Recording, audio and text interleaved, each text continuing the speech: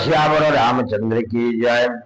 अरे विपद बेले तुम्भको जे करे स्मरण तार आपद गुंचाओ होई दर्शन भक्ति भरे तब पासे जे जहा मागिछि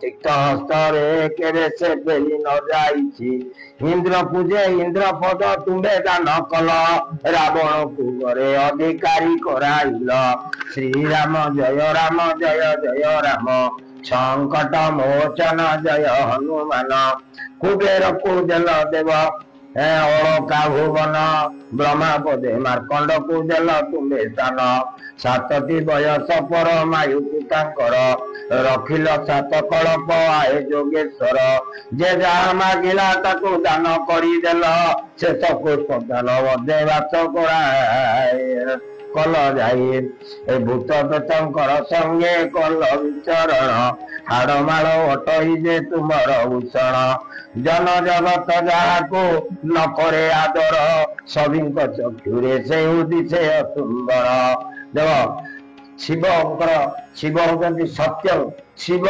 सुंदर किंतु जगत से जुगे सत्य जुगे हो शिव को दक्ष कहते जोई बेली जे हाड़माड़ पकईकि कोटे हड़ा उपर बसुव गंडे टाणुव यही सब कथा से कही असुंदर किंतु शिव सत्य सत्यम शिवं सुंदरम से अति सुंदर से तो से लिखले हे जन जगत जहाकू न करे आदर सभी चक्षुरे से उदिते सुंदर कौटी ना एमती हाड़माड़ पकईकि नगड़ा होगी मृग छाल पकईकि साप बेतर बुड़ी होगी शिव जाती राति मशाणी से खरा रहते जान तो कौन से तुमर प्रिय पात्र अंगर भूषण बसन बिहुने अच गेंगुटी मारिन ना दिगंबर से लेंगुटी मारी कहले तैल बिहुने केश दिशे ताम्र वन तापरे पुणी गंगा को करी वहन तेणु शिव कहीं तंबा भिड़िया देखा जाती ना शिव गाधा शिव केवल थरिया गाधोया जाइए से टपिक आसब केतकी फूलर कहानी आसब जो आद्य वर्णना हम से केतकी फूलर महिमा आसो बढ़िया चप्टर बढ़िया लगे जे केतकी मिछ कहला बेली आज से वर्षक अभिशाप पाई आज शिव मंदिर में शिवरात्रि दिन चढ़ुची केतकी फूल जो से प्रसंग आसब तो ये से कहते प्रभु ये कि ताम्र वर्ण भली देखा जाती शिव ये से गाधाती थरिए गाधोया जाइए केतकी से जटारू पड़ी जाइला पड़ी पड़ी आसी से विषय आसो तेणु शिव विषय तो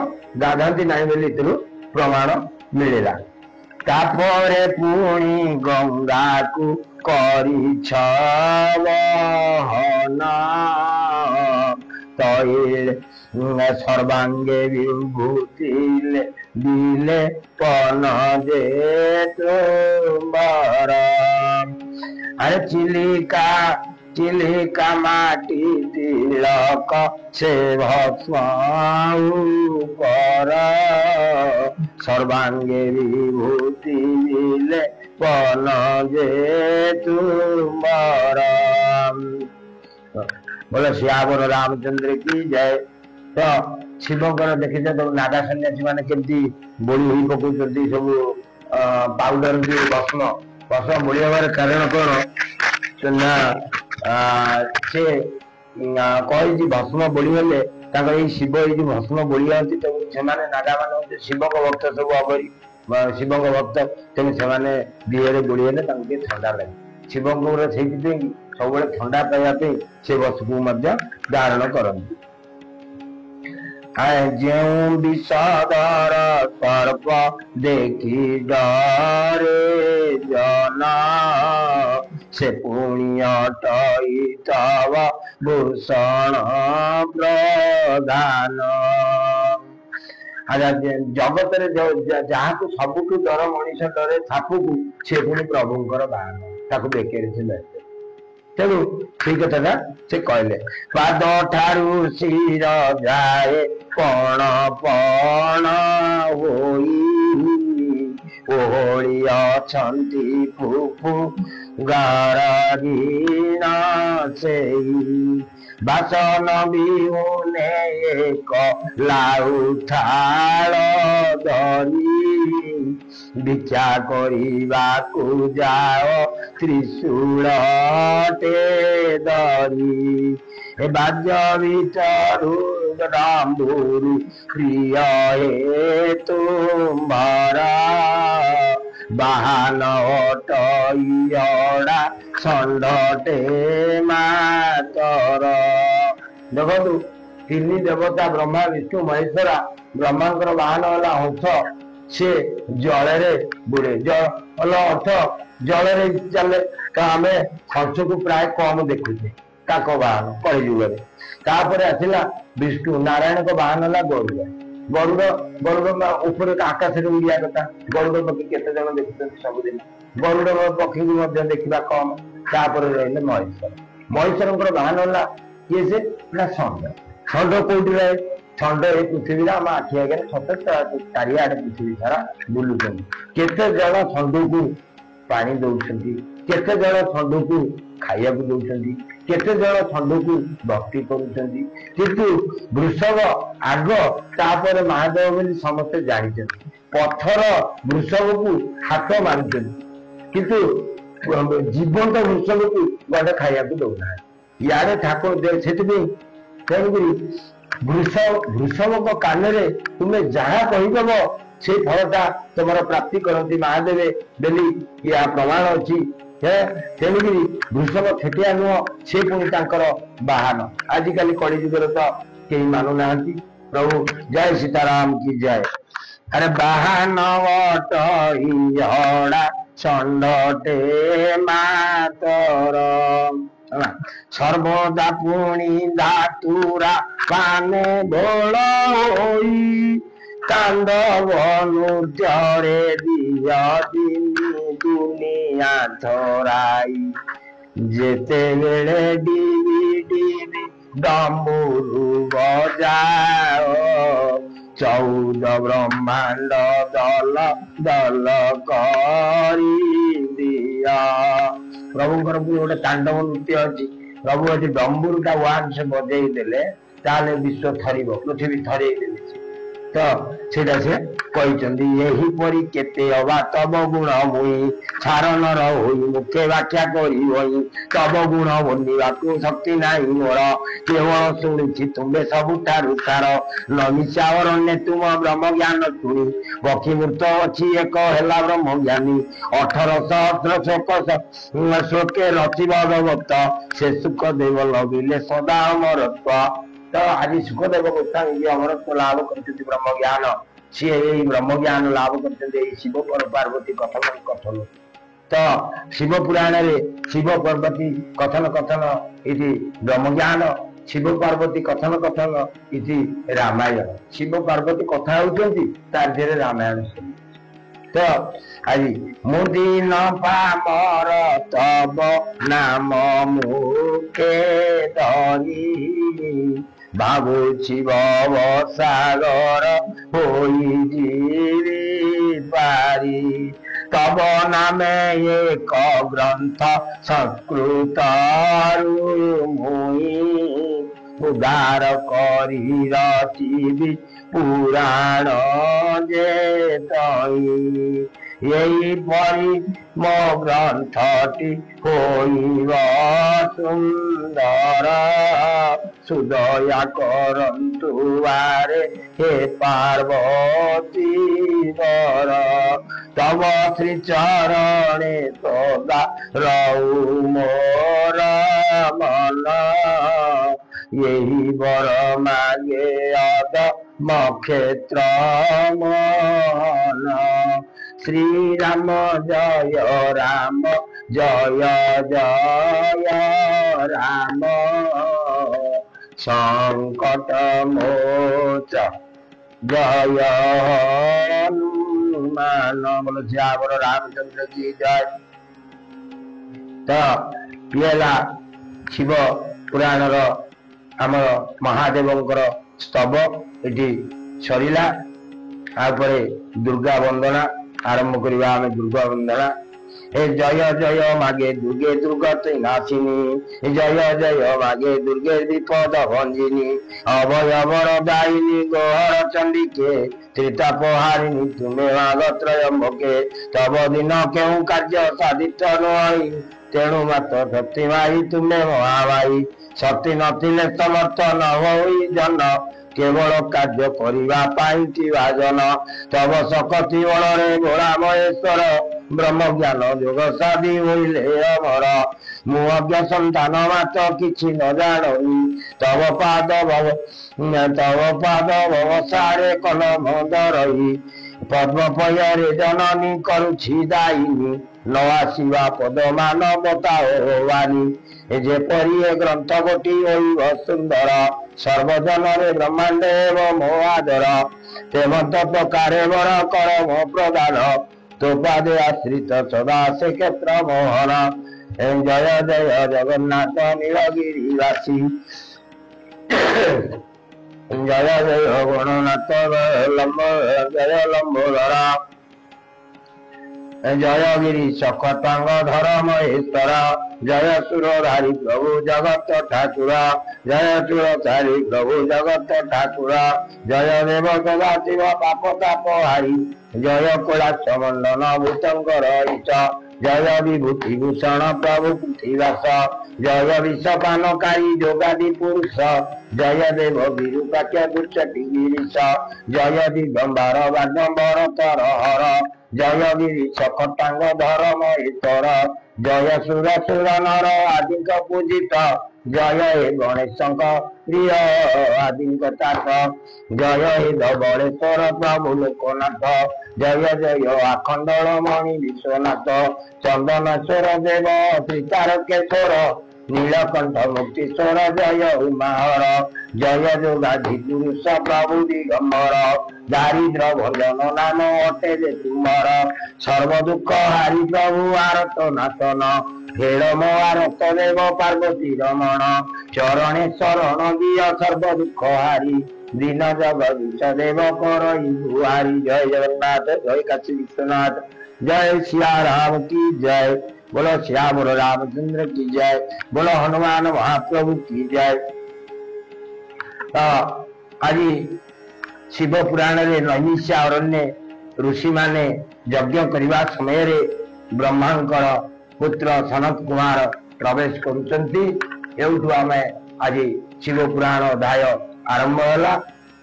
तो जय सीताराम की जय। ओम नमः शिवाय नमः शिवाय नमः शिवाय। हे सुन आए तुज्ञ जने देई मन कन शिव पुराण गाथा मु करी वर्णन अति रसमय ए ग्रंथ जे अटई शुणिले कनरु पाप ताप जीव धोई श्री राम जय जय राम संकट मोचन जय हनुमान समस्त शास्त्र रे जेनु अटे सुंदर पचारे एक कथा भाविचु मनर शिव पुराण अटई ब्रह्मांड रे सार पुरी रही अछि सर्व ज्ञान काम धर से जोगे इच्छा करिचु शुणिबा निमंते दया करी परकाश करतु सुचिते एपरि कुहन्ते दाता कुमार कुरुचि सनत कुमार कहिले अति अति श्री राम जय जय राम संकट मोचन जय हनुमान। बोलो श्यावर रामचंद्र की जय बोलो हनुमान महाप्रभु की जय। तो इति जेतबेले से पशि जाइछन्ति सनत कुमार सेठी सब ऋषि माने पचारुछन्ति हे सनत कुमार आउ शिवଙ୍କ विषय आज आमको जणाओ जे सर्व ज्ञान दाता जे ब्रह्म ज्ञान प्राप्ति करिसन्ति जे अमरत्व लाभ करिसन्ति ताकर विषय आमको टिके आज कहन्ति। तेणु सनत कुमार हसी हसिकरी कौन कहले अरे सनत कुमार उवाच हे कहु अछि सुचित रे सुण रुचि वर अति गहन अटई एहु समाचार ଶିବ ବୋଲି କରି ଅଟେ ଯେଉଁ ଦୁଇ ଅକ୍ଷର ତିନି ଭୁବନ ମଧ୍ୟରେ ଅଟେ ଯେ ସାର। ଶିବ ଶିବକୁ ଲେଉଟାଇଲେ ଶବ, ଏଇ ଦିଟା ଅକ୍ଷର। ତେଣୁ ସନତ କୁମାର ଆଜି କହୁଛନ୍ତି ସେ ଯୋଉ ଦିଟା ଅକ୍ଷର ଶିବ ବୋଲି ତାରି ସେଇ ଦିଟା ଅକ୍ଷରକୁ ବୁଝଉଛନ୍ତି। ତାହାଙ୍କ ଚରିତ ଲେଖା ଅଛି ଶାସ୍ତ୍ରରେ, ଅତି ହିଁ ପବିତ୍ର ଅଟେ ପୁରାଣ ମଧ୍ୟରେ। ତାହା ଭକତିରେ ଯେଉଁ କରିନ ଶ୍ରବଣ, ପାପ ତାପ ଏ ଅଙ୍ଗରୁ ହେବ ନିବାରଣ। ଅନ୍ତକାଳେ ଯମଦଣ୍ଡୁ ହୋଇବ ନିସ୍ତାର, ଡରେ କାଳ ଦୂତେ ନ ଆସିବେ ପାଖେ ତାର। ଦିବ୍ୟ ରଥେ ବସି ତ୍ରିଦଣ୍ଡକୁ ଯେ ଗମିବ, ଦେବତା ମାନଙ୍କ ସଙ୍ଗେ ସେ ଗଣା ହୋଇବ। ରମଟି ଗଣେ ଯଦ୍ୟପି ଏ ଗ୍ରନ୍ଥ ଶୁଣିବେ, ରମଣୀ ଗଣେ ଯଦ୍ୟପି ଏ ଗ୍ରନ୍ଥ ଶୁଣିବେ। ପୁତ୍ରପତି ଘେନି ସୁଖେ କାଳ କଟାଇବେ, ବୈଧବା ଯନ୍ତ୍ରଣାରୁ ସେ ହୋଇବେ ମୁକ୍ତ। ସତୀ ଶିରୋମଣି ବୋଲି ବୋଲିବେ ଜଗତ, ବତିଶଗାମୀ ନିଜେ ହୋଇବ କାଳ। ବୈକୁଣ୍ଠପୁରେ ବସିବେ ଯାଇ ସେ କାଳ, ହେମନ୍ତ ଘଟଇ ଯେଉଁ ଶାସ୍ତ୍ରର ମହତ୍ଵ, ତାହା ଶୁଣିବାକୁ ଭଳି ଅଚିତ ଭଚିତ। ଯେଣୁ ଅତି ସୌଭାଗ୍ୟବନ୍ତ ତୁମ୍ଭେ ମାନେ, ସମାନ ହୋଇବେ ତବ ସଙ୍ଗେ ତ୍ରିଭୁବନେ। ମାତ୍ର କିଞ୍ଚିତରେ ପିତାଙ୍କ ଛାମୁରେ ମୁହିଁ, ଯାହା ଶୁଣିଅଛି ତାହା ବ୍ୟାଖ୍ୟା କରିବହିଁ। ତେଣୁ ଆଜି ସନତ କୁମାର କହୁଛନ୍ତି ମୁଁ ବି କିଛି ଜାଣିନି ଶିବଙ୍କ ବିଷୟରେ ବେଶୀ କିଛି। ମୋ ପିତାଙ୍କ ପାଖରେ ଥିଲାବେଳେ ଯେତିକି ମୁଁ ଶୁଣିଛି, ଶିବଙ୍କ ପିତା ବୋଲେ ବ୍ରହ୍ମା, ତ ବ୍ରହ୍ମାଙ୍କ ପାଖରୁ ପିତାଙ୍କ ପାଖରୁ ମୁଁ ଯୋଉ କଥା ମତେ ସେ କହିଥିଲେ, ମୁଁ କେବଳ ସେତିକି ମନେ ଅଛି। ଯାହା ପିତା କହିଥିଲେ ମୁଁ ତାହା ହିଁ ଆଜି ତୁମକୁ ଜଣାଉଛି। ଶ୍ରୀରାମ ଜୟ ରାମ ଜୟ ଜୟ ରାମ, ସଂକଟ ମୋଚନ ଜୟ ହନୁମାନ ବୋଲ ଶ୍ୟାମର ରାମଚନ୍ଦ୍ର କି। ଆରେ ନିଶ୍ଚଳ ଚିତ୍ତରେ ସର୍ବେ ବସ ଏକ ସ୍ଥାନ, ୟେସୁ ମୁହୂର୍ତ୍ତେ ଗ୍ରନ୍ଥ କରିବି ଗାୟନ। ଶ୍ରୀରାମ ଜୟ ରାମ ଜୟ ଜୟ ରାମ, ଏହା କହି ଦାତା ସୁତ ସନତ କୁମାର। ଆରମ୍ଭିଲେ ଶିବ ଗାଥା କହେ କ୍ଷେତ୍ର ସାର, ଶ୍ରୀରାମ ଜୟ ରାମ ଜୟ ଜୟ ରାମ, ସଂକଟ ମୋଚନ ଜୟ ହନୁମାନ ବୋଲ ଶ୍ୟାମର ରାମଚନ୍ଦ୍ର କି ଜୟ। ତ ଆଜି ସନତ କୁମାର ଆରମ୍ଭ କରିଛନ୍ତି। ପ୍ରଥମେ ଆରମ୍ଭ କରୁଛନ୍ତି ସନତ କୁମାର ଋଷି ମାନଙ୍କୁ ଧର୍ମର କଥା। କାହିଁକି ନା ମହାଭାରତରେ ପ୍ରଥମ ଶ୍ଲୋକ ଥିଲା, ଧର୍ମ କ୍ଷେତ୍ରେ କୁରୁକ୍ଷେତ୍ରେ ସମବୟ ଯୁଧିଷ୍ଠିର ମାମକା ପାଣ୍ଡବ ଚୈବ କିଂ କୁର୍ବତେ ସଞ୍ଜୟ। ତ ସେମିତି ଆଜି ଏ ଶିବ ପୁରାଣ ମଧ୍ୟ ସନତ କୁମାର ଯେତେବେଳେ ତାଙ୍କ ପାଟିରୁ ଆରମ୍ଭ କରିଛନ୍ତି, ଏ ମୁନି ଋଷି ମାନଙ୍କୁ ବୁଝଉଛନ୍ତି ଯୋଉ କାହାଣୀ ଶିବଙ୍କର, ତାଙ୍କର ପ୍ରଥମେ ବି ମଧ୍ୟ ଆଗ ବାହାରିଛି କଣ ନା ଧର୍ମର ବିଷୟ। ଆଗ ଧର୍ମ କର, ତାପରେ ଆସିବ ପାପ କର। ତ ଆଜି ଧର୍ମର ମହତ୍ଵ ବିଷୟରେ ଆରମ୍ଭ କରିବା। ସନତ କୁମାର ଉବାଚ, ଆରେ ବ୍ରହ୍ମାଙ୍କ ସୁତ ସନନ୍ତ ହୋଇ ଆନନ୍ଦିତ, ବଖାଣିଲେ ତହିଁ ଶିବ ପୁରାଣ ଚରିତ। ବୋଇଲେ ଶୁଣନ୍ତୁ ଆହେ ସର୍ବ ଋଷିଗଣ, ପ୍ରଥମେ କହିବା ଧର୍ମ ପଥ ନିବାରଣ। ତେଣୁ କହିଲେ ପ୍ରଥମେ ଆମେ ଧର୍ମର ପଥ ବିବରଣ ବିଷୟରେ ଆମେ କହିବା। ଏ ସତ୍ୟ ଧର୍ମରେ ଚକିତ ହୁଏ ଯେଉଁ ଜନ, ତାହାକୁ ଦେଖିଲେ ଭୟ କର ଈଶବନ। ଯିଏ ସତ୍ୟରେ ଚାଲିଥିବ ତାକୁ ଯମ ବି ଭୟ କରେ, ସେ କଥାଟା ସେ କହୁଛନ୍ତି। ଅନ୍ତକାଳେ ଦିବ୍ୟ ଲୋକେ ଯାଇ ନ ବସଇ, ସବୁଠାରୁ ସତ୍ୟ ଧର୍ମ ଶ୍ରେଷ୍ଠ ଯେ ଅଟଇ। ଅଧର୍ମ ଜନକ ମୁଖ କରିଲେ ଦର୍ଶନ, ଶିବାଳ ହେଇଗଲେ ପାପ ହୋଇବ ଖଣ୍ଡନ। ପାପୀ ଗଣଙ୍କ ମଧ୍ୟରେ ଶ୍ରେଷ୍ଠ ସେ ବୋଲାଇ, ମୃତ୍ୟୁ ଅନ୍ତେ ଚୌରବ ନରକେ ପଡଇ। ତେଣୁ ଆଗ ଧର୍ମାଧର୍ମ କରିବ ବିଚାର, ତାପରେ ଆନ ଉଚିତ କହିବି ଏଠାର। ତେଣୁ ସନତ କୁମାର କହିଲେ ଆଗ ଧର୍ମ ବିଚାର କର, ତାପରେ ମୁଁ ତୁମକୁ ଶିବଙ୍କ କଥା କହିବି। ଋଷିଗଣଙ୍କ ତାପରେ ଋଷିଗଣ ଉବାଚ, ଋଷିମାନେ କହୁଛନ୍ତି ସନତ କୁମାରକୁ, ସନତ କୁମାର ବାଣୀ ଶୁଣି ଋଷି ଗଣେ, ପ୍ରେମ ଗଦେ ତାଙ୍କୁ ପୁଛିଲେ ତକ୍ଷଣେ। ଆହେ ମହାମୁନି ଧର୍ମ ବିବରଣ, ଶୁଣିବାକୁ ବଢି ଅଛି ସଦା ଯେ ମନେଣ। କେବଳ ଠାରୁ ସେ ଧର୍ମ ହୋଇଲା ଉତ୍ପତ୍ତି, କାହା ବିଷୟ ବିସ୍ତାରୀଣ ପ୍ରକାଶନ୍ତୁ ବ୍ରହ୍ମବତୀ। ଏତିକି ମାତର ଅଟେ ଗୁଆରି ଆମ୍ବର, ଦୟା କରି ନ କୁହନ୍ତୁ ଦାତାଙ୍କ କୁମର। ଶ୍ରୀ রাম জয় জয় রাম সংকট মোচন জয় হনুমান। বলো শ্যামর রামচন্দ্র কি জয়।